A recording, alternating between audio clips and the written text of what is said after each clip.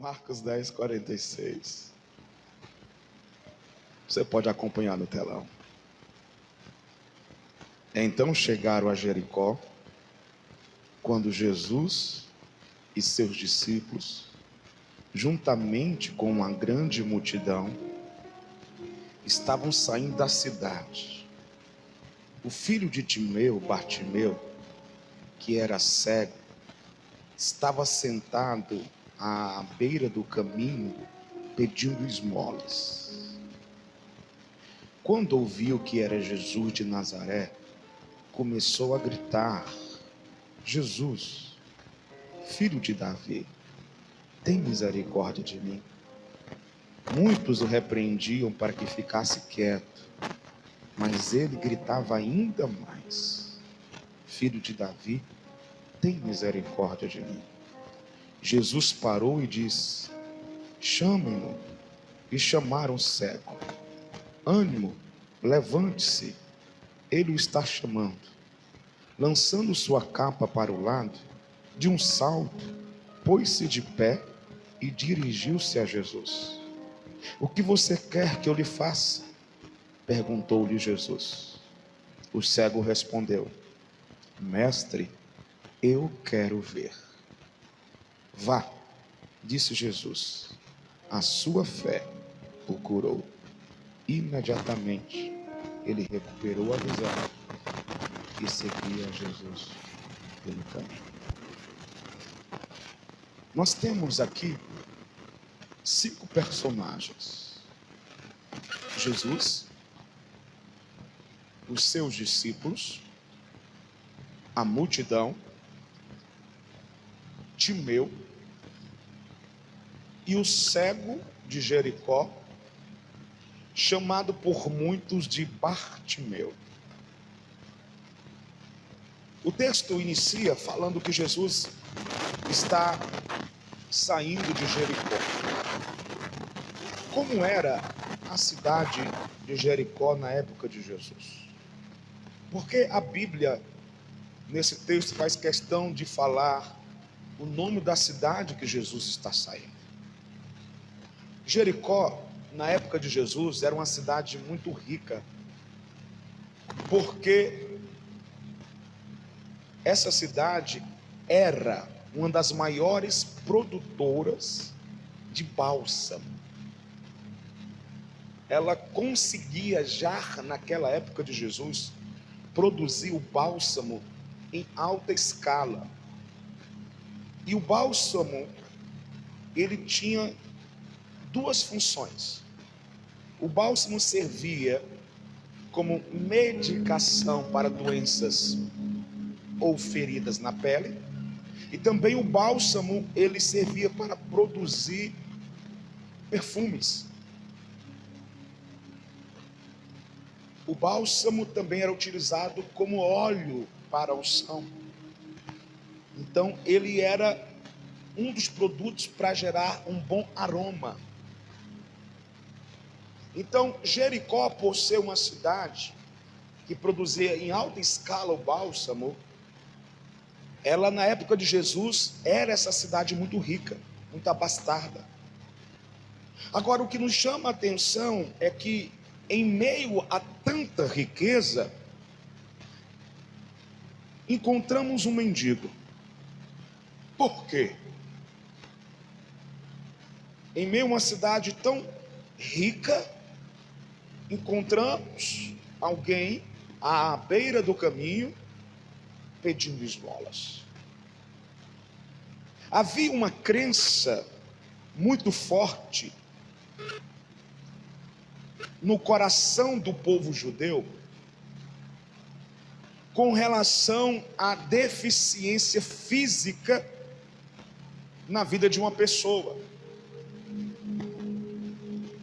Os judeus, eles acreditavam que alguém que nasceu aleijado, ou cego, ou surdo, era por consequência de pecados de seus ancestrais, ou por influência direta de um espírito imundo. É tanto que em Lucas, capítulo 14, versículo 21, está escrito: o servo voltou e relatou isso ao seu senhor. Então o dono da casa irou-se e ordenou ao servo: vá rapidamente. Para onde? Para onde? Perceba que ele não manda ir nas casas. O Senhor manda o servo ir aonde? Vá para as ruas e becos da cidade e traga os pobres. Agora observe: os aleijados, os cegos e os mancos. Então perceba que na época de Jesus, o destino dessas pessoas era esmolar nas ruas para conseguir sobreviver. Então essa era a cultura do povo judeu na época, esse era o entendimento que eles tinham. Pessoas com algum tipo de deficiência era por conta de pecados dos seus ancestrais, ou por uma influência direta de uma entidade demoníaca. Então eles viviam nas ruas. Por isso que nós encontramos aqui em Jericó uma cidade tão rica, mas com mendigos na rua. Por isso que encontramos aqui em Jericó uma cidade tão abastada, com um cego mendigando. E quem é esse cego? A Bíblia menciona que esse cego é o filho de Timeu. Diga, o filho de Timeu. Quando eu olho para essa frase, o filho de Timeu, eu começo a observar que não chamam este homem pelo seu nome. Alguém pode dizer: pastor, chamam sim. Falam aí o filho de Timeu, Bartimeu. Escuta, Bartimeu não é um nome. Bartimeu vem de Bar, que significa filho, e Timeu, o nome do pai dele. Então, Bar, filho, Timeu, o nome do pai, filho de Timeu. Então, quando eu olho para todo esse contexto, eu identifico algo. Eu identifico que até hoje não se sabe ao certo o nome desse cego. Então isso nos fala de falta de identidade. Isso nos fala de quê? Falta de identidade. Ei, sabe o que é que Deus passou o dia me falando hoje? Existem pessoas me ouvindo aqui nessa terça mais, que as lutas estão de uma forma tão severa, que elas estão roubando a sua identidade.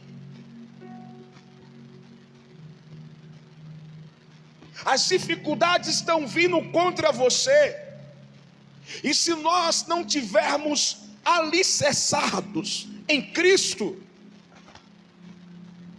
nós podemos correr o risco de deixarmos de ser quem realmente somos, por conta das lutas.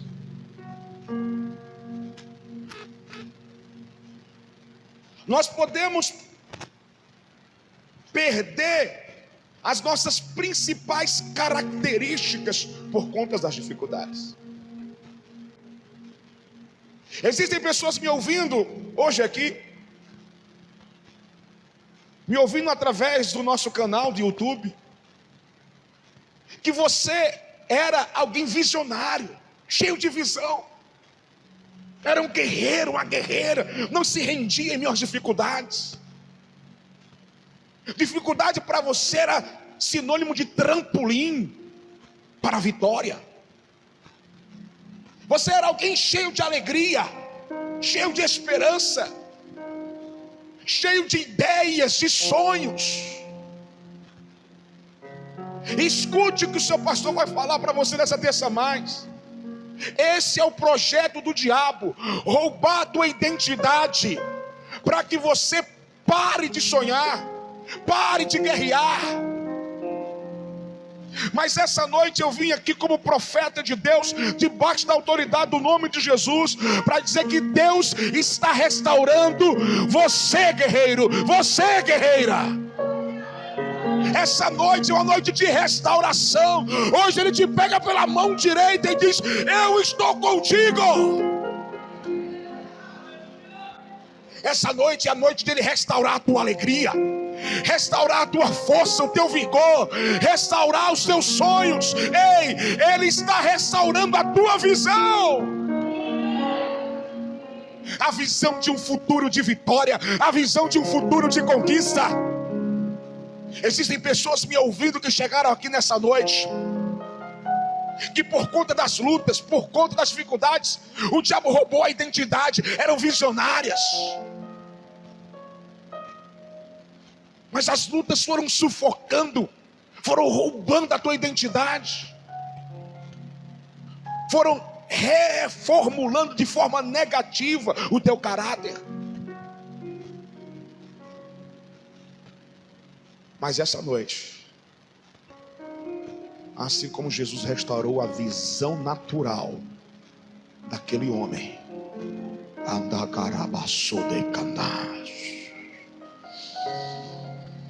Ele está restaurando a visão de pessoas hoje aqui.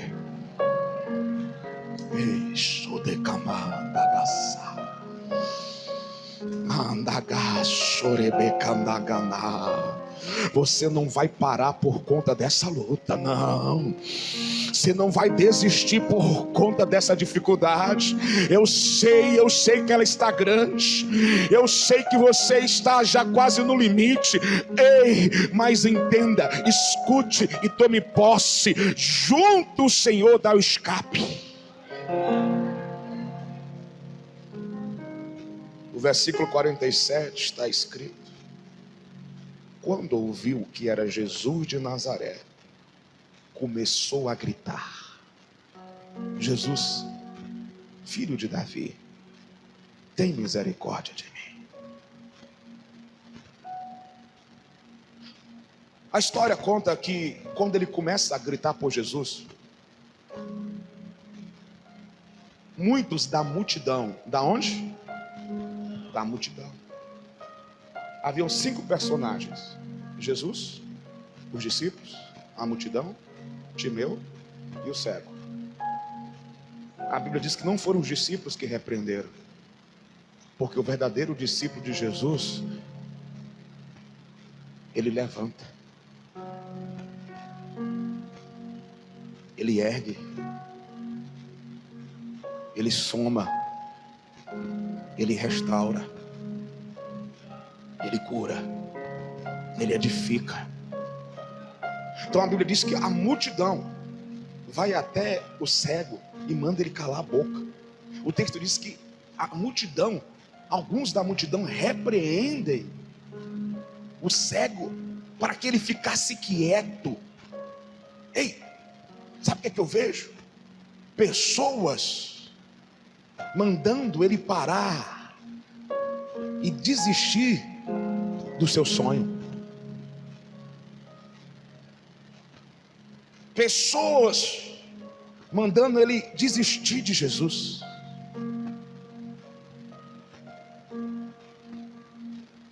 Todavia, quanto mais a dificuldade aumentava, a Bíblia diz que mais ele clamava. Fala para quem está ao teu lado: Deus está falando contigo. Esse é o segredo. Toma nota aí. Quanto mais a dificuldade aumentar, mais eu vou buscar e clamar. Esse é o segredo. Algumas pessoas, elas tendem a parar quando a dificuldade aumenta. Elas começam até com muita empolgação, começam com muito vigor, mas quando elas percebem que as coisas estão piorando, existem pessoas que recuam.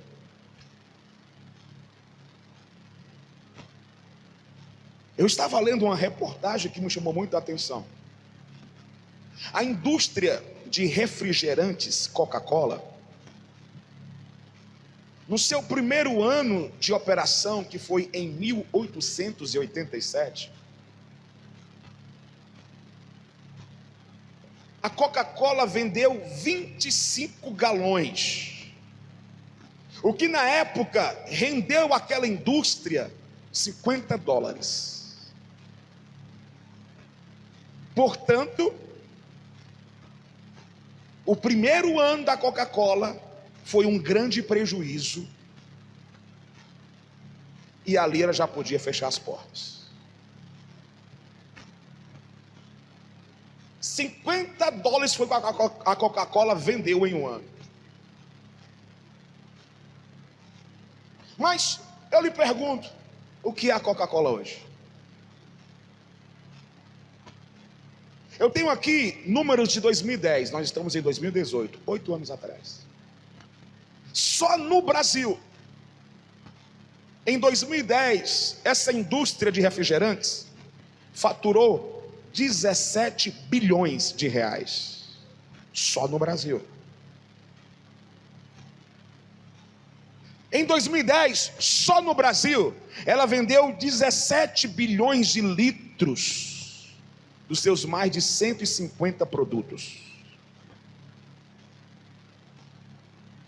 Em 2010, o lucro líquido, não o bruto, o líquido dessa indústria no mundo foi cerca de 40 bilhões de reais. Líquido. Tirando tudo, funcionários, tudo. 40 bilhões de reais.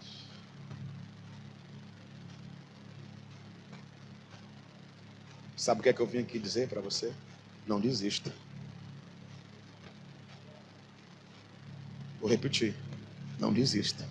Sabe por que o cego foi curado? Porque ele não. Sabe por que a Coca-Cola é o que é hoje? Porque ela não. Não desista. Eu vim aqui dizer para você: ei, você não pode parar. Você não pode parar. Ei, eu vim aqui dizer para você: você não pode desistir do teu casamento. Você não pode desistir desse filho que está nas drogas. Você não pode desistir dessa filha que, como se fala no popular, está dando trabalho. Ei, você não pode desistir dessa pessoa que você tem evangelizado. Pastor, quanto mais eu falo de Jesus, mais essa pessoa piora. Ei, é assim. Você não pode desistir. Você não pode desistir de missões.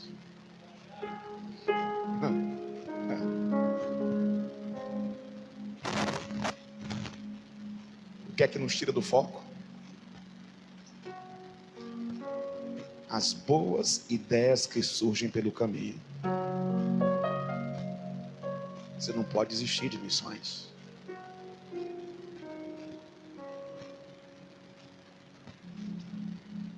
Você não pode desistir do seu chamado.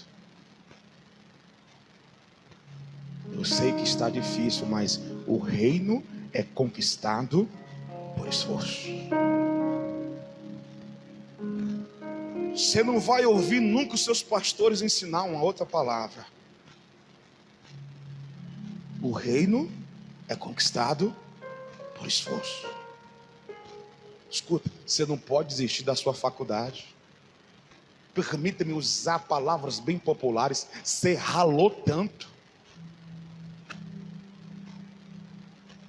Você pagou tanto preço. Você desistir agora. Você não vai desistir.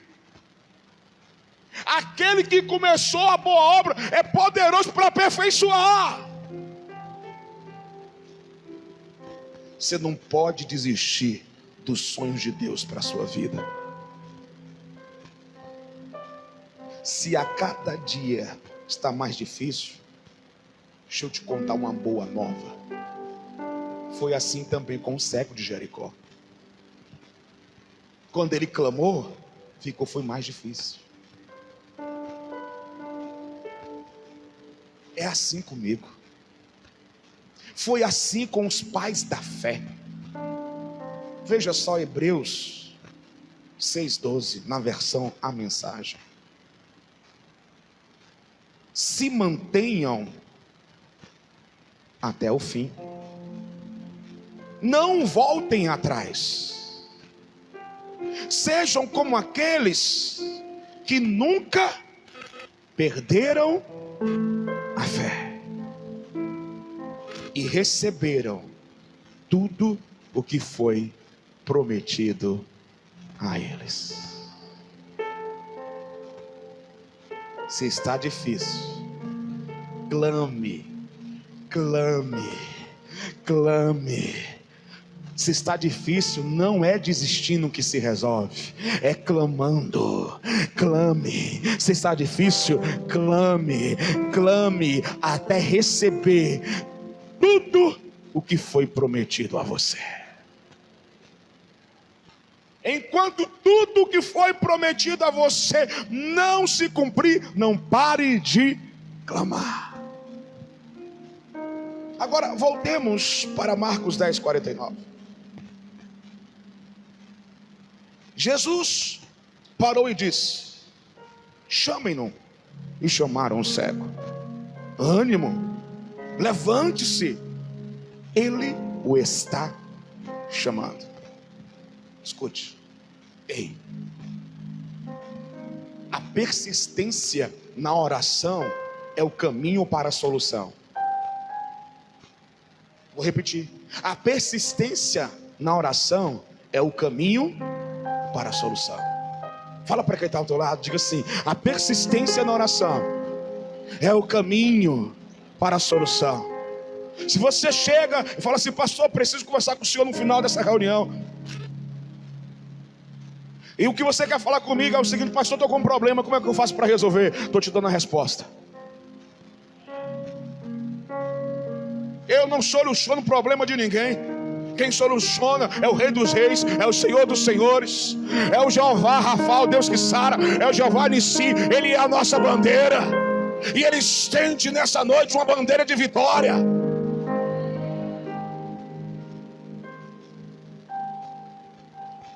Não é somente a oração que leva à solução, mas é a persistência. Veja só Lucas 11:5 na versão internacional.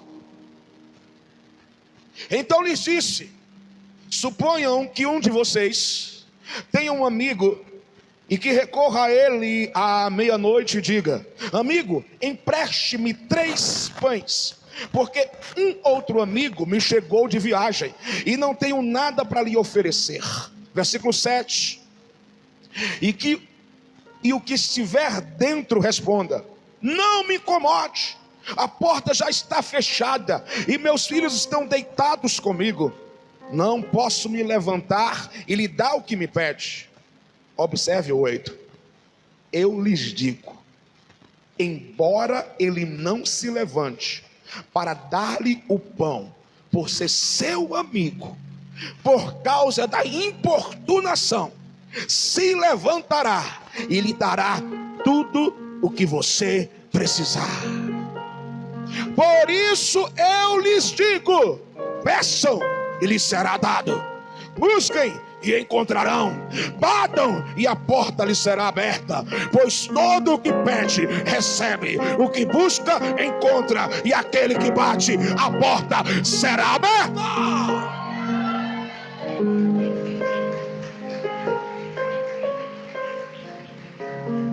Qual o caminho que leva à solução? Não, melhora. Qual o caminho que leva à solução? A persistência na oração. O cego grita, o cego clama. Em outras palavras, o cego ora a Jesus. Posso falar assim? Chega alguém e fala: não incomoda, fica quieto.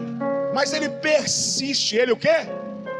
Ele persiste, e a Bíblia diz que por conta da persistência, Jesus parou. Ei, quando você persiste em oração, o incômodo levará a porta a ser aberta. Existe uma porta sendo aberta para todo aquele que persistir em oração. Fala para quem está ao teu lado: quando você persiste em oração, o que você pede, recebe. O que você busca, você encontra. E a porta que você tanto deseja é aberta.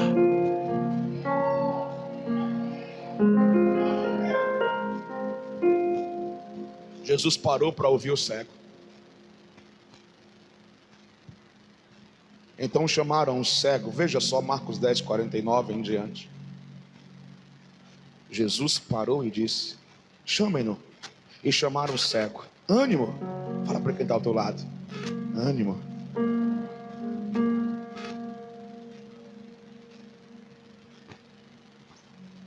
Fala mais uma vez aí, vai.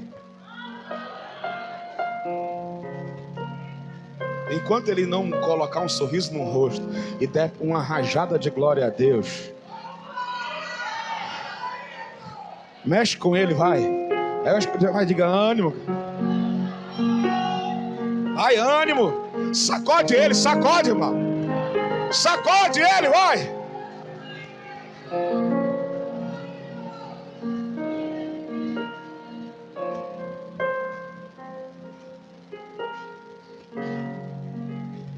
Ânimo, porque todo aquele que pede, recebe. Que busca, acha. Que bate, a porta se abre.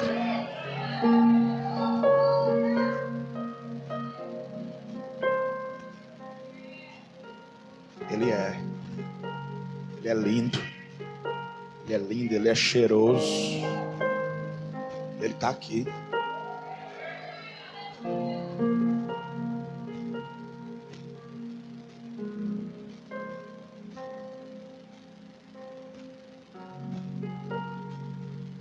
Jesus parou e disse: chamem-no.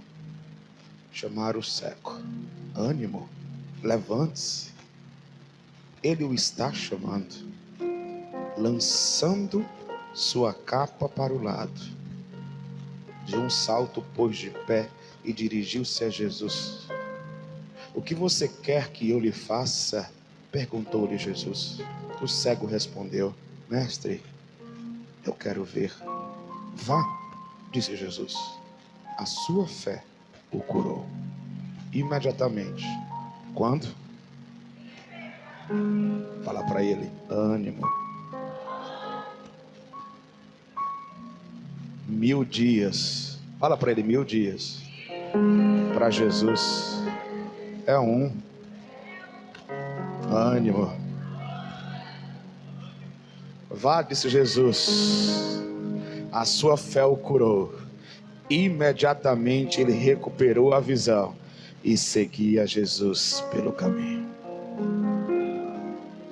Ei, o cego foi curado.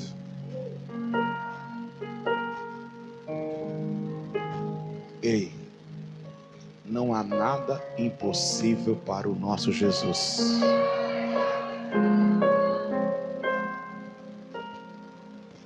Eu sou prova disso, irmão. Eu aqui sendo pastor. Não há nada impossível para Jesus. Agora, o texto diz no versículo 50: lançando sua capa para o lado. Chegamos ao tema da mensagem de hoje: a capa.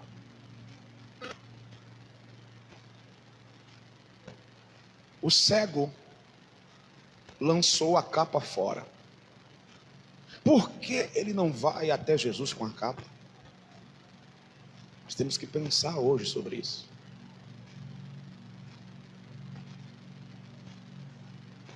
Ele pega a capa e lança fora para se encontrar com Jesus, para estar com Jesus. Diga assim comigo: lições de uma capa. Primeira lição: a capa serve para nos proteger do sol e da chuva.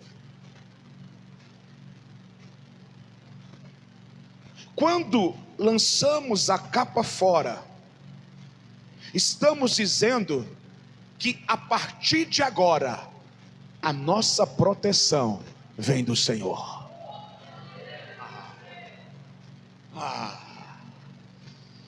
A capa serve para proteger da chuva, a capa serve para proteger do sol.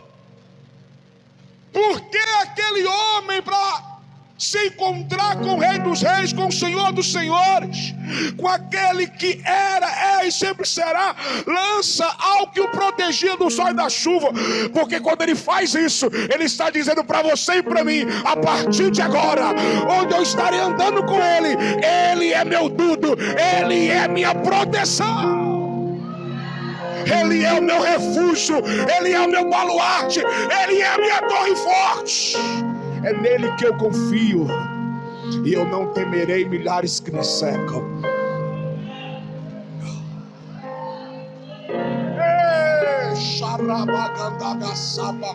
Existe um exército, existe um exército guerreando em uma velocidade, com espadas desembanhadas como fogo. Fala para quem está ao teu lado: ei, a partir de hoje, ele é a minha confiança. A minha confiança está inteiramente nele. Eu não sei onde estava a tua confiança, se no teu dinheiro.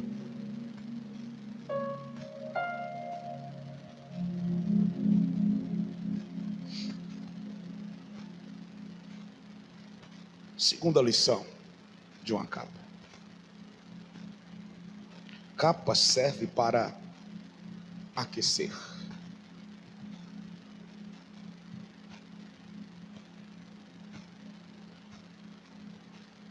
Mais uma vez, no sudeste e no sul da nossa nação,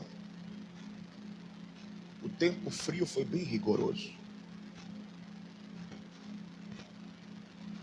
E por alguns dias amanhecemos com manchetes nos telejornais,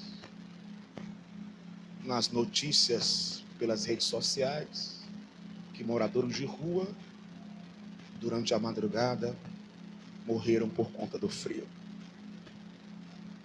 porque não tinham uma capa. A capa serve para aquecer. Se a capa serve para aquecer, por que aquele cego lança a capa fora ao ir se encontrar com Jesus? Porque quando lançamos a capa fora, estamos dizendo que tudo o que mais queremos é o fogo do Espírito Santo de Deus.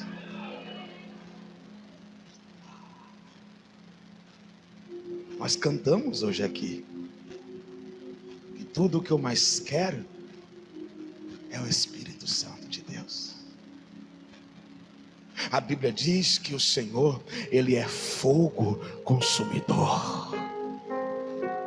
João Batista, o primo de Jesus, batizava no Rio Jordão. E ele recitava, declarava, anunciava: eu batizo com água para o arrependimento, mas eis que vem um que eu, João, não sou digno nem de amarrar as sandálias de seus pés. Novamente eu vos digo, eu batizo com água, mas esse que há de vir batizará com o Espírito Santo e com fogo.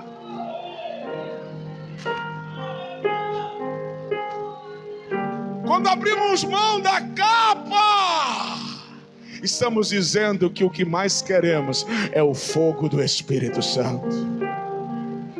No dia de Pentecostes, onde 120 estavam reunidos, a Bíblia diz que naquele dia todos foram cheios do Espírito Santo, e o que pousou sobre eles foram línguas repartidas como de fogo. Nessa noite não será diferente. A partir de então, o que vai te aquecer é o fogo do Espírito Santo. A partir dessa noite você vai ficar mais apaixonado pelo Espírito Santo. A partir dessa noite você vai ficar mais doidão pelo Espírito Santo. A partir dessa noite você vai querer mais e mais estar com o Espírito Santo. Eu preciso finalizar, meu tempo acabou. Terceira lição de uma capa, e eu vou encerrar aqui. A capa servia para identificar, para oficializar algo. Diga, a capa servia para oficializar algo. Na época de Jesus, na cidade de Jericó, justamente por ser uma cidade rica, e não foi por acaso que eu introduzi a mensagem, te levando a entender como era Jericó na época de Jesus, existiam pessoas que realmente necessitavam pedir esmolas, mas também existiam muitos aproveitadores. Os estudiosos relatam que por conta desses aproveitadores, a prefeitura de Jericó, ela tinha uma norma. Quando realmente você necessitava pedir esmolas, você ia até a prefeitura de Jericó. Eles analisavam a vida dessa pessoa, e ao comprovar que realmente ele precisava pedir esmolas, eles entregavam uma capa àquela pessoa. Então toda pessoa na cidade de Jericó que estivesse nas ruas mendigando com uma capa, a capa estava dizendo algo, a capa estava oficializando algo: eu sou mendigo.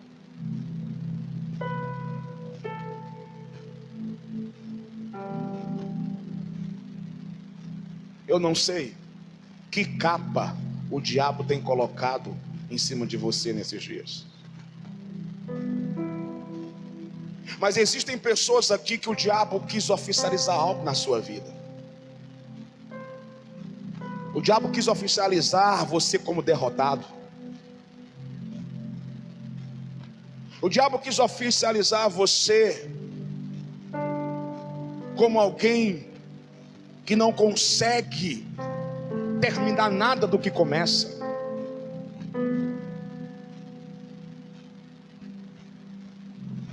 O diabo quis oficializar a destruição do seu casamento. O diabo quis oficializar a miséria na sua vida financeira. O diabo quis oficializar que você não consegue vencer esse pecado.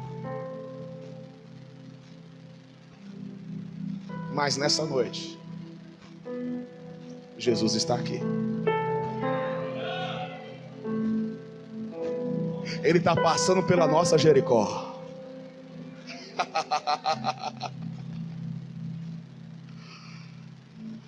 Alguém oficializou na vida daquele cego que ele era um pedinte, um mendigo, um miserável oficial. Mas ao se encontrar com Jesus, tudo aquilo que o mundo quis oficializar na vida dele foi desfeito. E nessa noite não será diferente. Tudo aquilo que o mundo, que as pessoas, que o diabo quis oficializar de derrota, de miséria na tua vida, Jesus está desfazendo nessa noite. Então eu quero te convidar que, como Bartimeu, você dê um salto da sua cadeira, lance essa capa fora e venha viver os sonhos de Deus.